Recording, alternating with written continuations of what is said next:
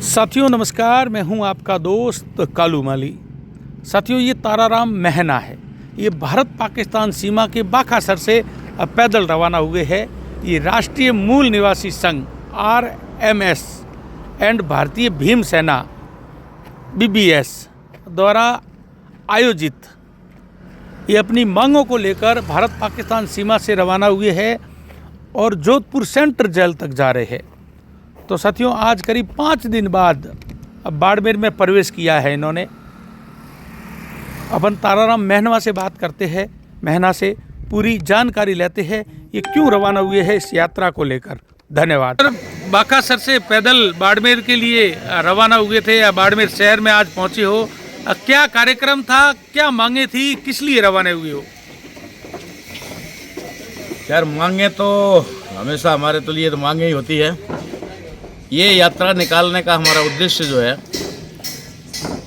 भारतीय संविधान को बचाना और उसे मूल रूप से लागू करना। यानी 2 मांगे हैं हमारी मुख्य रूप से।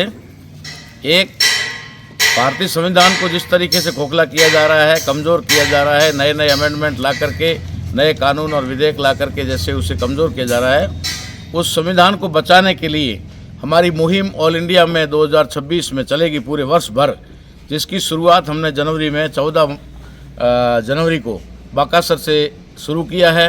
और ये प्रथम चरण है जो जोधपुर सेंट्रल जेल तक जाएगा। जोधपुर सेंट्रल जेल तक जाने का हमारा मकसद ये है कि भारतीय संविधान और संवैधानिक अधिकारों की रक्षा के लिए लड़ने वाले हमारे सूरवीर भाई सोनम वांगचुक जी को लेह लद्दाख से गिरफ्तार करके जोधपुर की सेंट्रल जेल में डाला गया और उनके ऊपर झूठा मूठा जो है राष्ट्रीय सुरक्षा कानून लगाया गया और उनके ऊपर एक झूठे आरोप, निराधार आरोप लगा करके उनको गिरफ्तार किया गया। तो उनकी रिहाई को लेकर के भी ये यात्रा है और भारतीय संविधान को लेकर तो है ही है। इसके अंदर हमारे बहुत सारी बातें हैं, जैसे आदिवासियों का अलगीकरण, आदिवासियों के हक अधिकार के बारे में सिर्फ बातें करना और OBC की जो हमारी मांग थी कि OBC की पृथक जनगणना हो। हमारी जाति आधारित जनगणना हमारी मांग नहीं थी। हमारी मांग थी कि जैसे SC और ST का एक परसेंटेज बनता है, कोटा बनता है कि भाई आज की तारीख में जैसे नई जनगणना के अनुसार 8.5%, 7.5 से 8.5% ST हो गया और 15 से 17.5% SC हो गया। तो ये एक आंकड़ा फिक्स हो गया, उसके अनुसार से उनका बजट बनता है।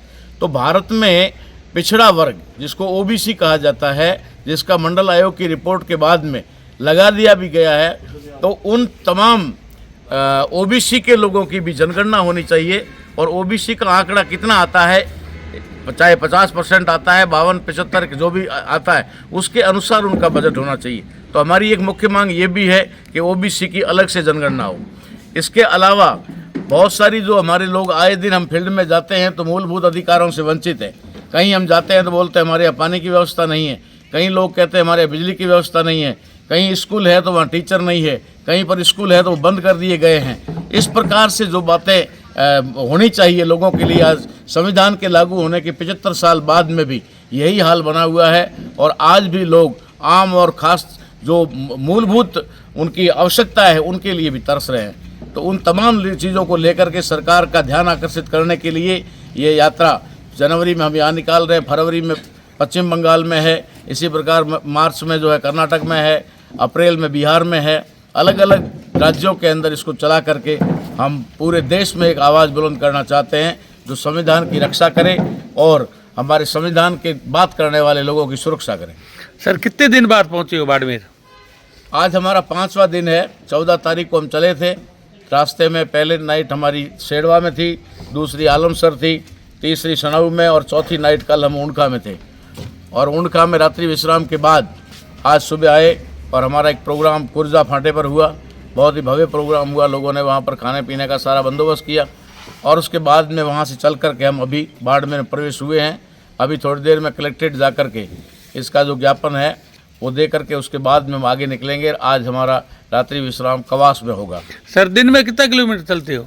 दिन में हमारा आइडिया है 30 किलोमीटर का एवरेज। कभी 32 हो जाते हैं, कभी 28 हो जाते हैं, इस प्रकार से 30 का एवरेज। जोधपुर कब पहुंचना है?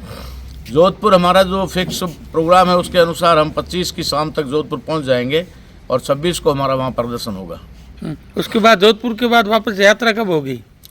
अब जोधपुर के बाद में एक बार इसको जोधपुर में प्रथम चरण को समापन किया जाएगा और उसके बाद में फिर आगे निर्णय लिया जाएगा। हो सकता है कि इसको लंबा करके और लेह लद्दाख तक भी किया जाए। कंटिन्यू भी कर सकते हैं, वो जोधपुर की सभा में तय किया जाएगा। सर पूरा नाम क्या है सर आपका? मेरा नाम ताराराम महना है और मैं एक सामाजिक कार्यकर्ता हूँ। राष्ट्रीय मूल निवासी संघ और भारतीय भीम सेना की मुझे राष्ट्रीय अध्यक्ष संयोजक की जिम्मेदारी दी हुई है और इसी बैनर तले हम लोग ये कार्यक्रम पूरे देश में चला रहे हैं।